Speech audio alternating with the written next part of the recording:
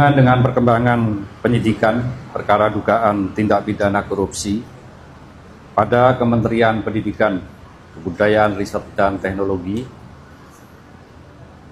dalam program digitalisasi pendidikan tahun 2019 sampai dengan tahun 2022, dapat kami sampaikan bahwa berdasarkan hasil pemeriksaan dan alat bukti, yaitu berupa keterangan saksi, ahli, petunjuk, dan surat, serta barang bukti yang telah diterima atau diperoleh tim penyidik pada Jampisus, pada hari ini kembali menetapkan satu orang tersangka dengan inisial NAM.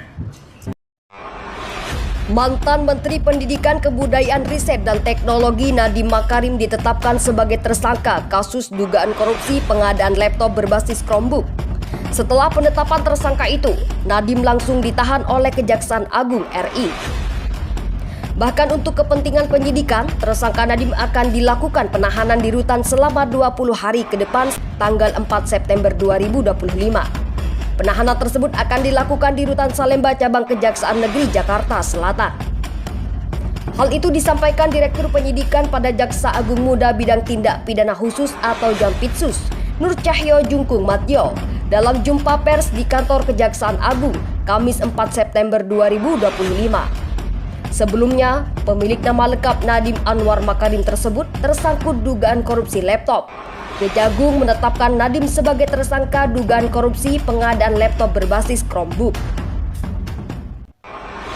Kepala Pusat Penerangan Hukum Kejagung, Anang Supriyatna, mengungkapkan, dari hasil pendalaman, keterangan saksi-saksi sekitar 120 orang dan 4 orang ahli dalam perkara ini, serta alat bukti yang ada, pihak Kejagung menetapkan tersangka baru, yakni Nadiem Makarim. Dalam kasus ini, Nadiem disangkakan dengan pasal 2 ayat 1 atau pasal 3 junto, pasal 18 Undang-Undang Nomor 31 Tahun 1999, sebagaimana diubah dengan Undang-Undang Nomor 20 Tahun 2001 tentang perubahan atas Undang-Undang RI Nomor 31 Tahun 1999 tentang pemberantasan tindak pidana korupsi junto pasal 55 ayat 1 ke 1 KUHP. Lalu siapa sebenarnya sosok Nadiem Makarim ini? Pria kelahiran 4 Juli 1984 ini adalah seorang pengusaha berkebangsaan Indonesia yang menjabat sebagai Menteri Pendidikan, Kebudayaan, Riset, dan Teknologi Indonesia pada Kabinet Indonesia Maju pemerintahan Presiden Joko Widodo, Kiai Haji Ma'ruf Amin yang dilantik pada 23 Oktober 2019. Ia merupakan pendiri Gojek, sebuah perusahaan transportasi dan penyedia jasa berbasis daring yang beroperasi di Indonesia dan sejumlah negara Asia Tenggara seperti Singapura, Vietnam, dan Thailand.